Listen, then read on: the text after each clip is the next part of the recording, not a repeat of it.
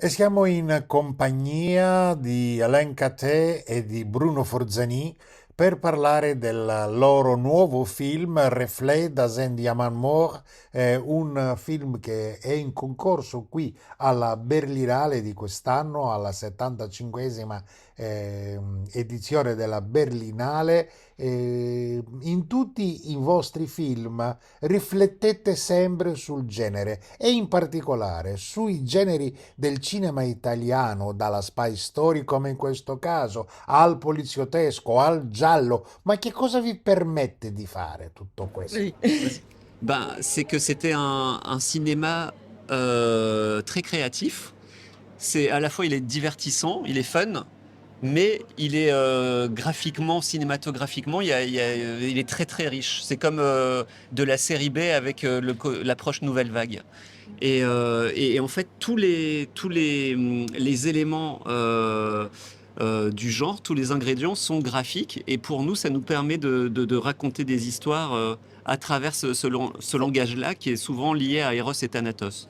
Et surtout, bah, comme c'était des films qui étaient faits avec des petits budgets, c'est donc la raison pour laquelle ils devaient être créatifs. Et nous, on est vraiment dans cette optique-là, comment, avec très peu de moyens, essayer de toucher le spectateur, mais vraiment de manière viscérale, d'avoir des expériences intenses et en même temps ludiques, vraiment comme des... Voilà, parce qu'il y avait énormément ce côté ludique dans ces films. Mm.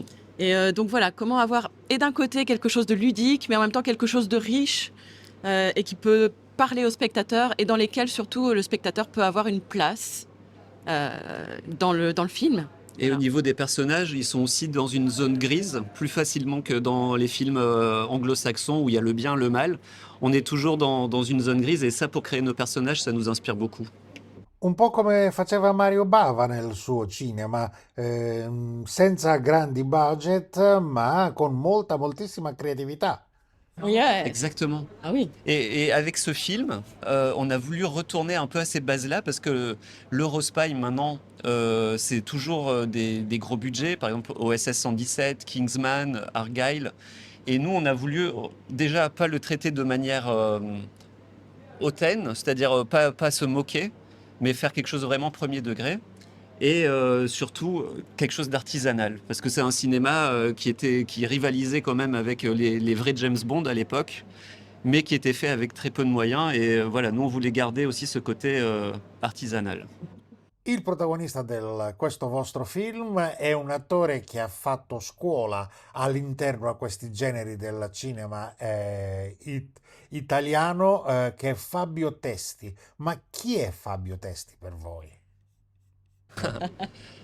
Fabio Testi, ma mère adorait Fabio Testi, et ma sœur, ma grande sœur, si elle avait été un garçon, elle se serait appelée Fabio, pour Fabio Testi, parce qu'elle adorait.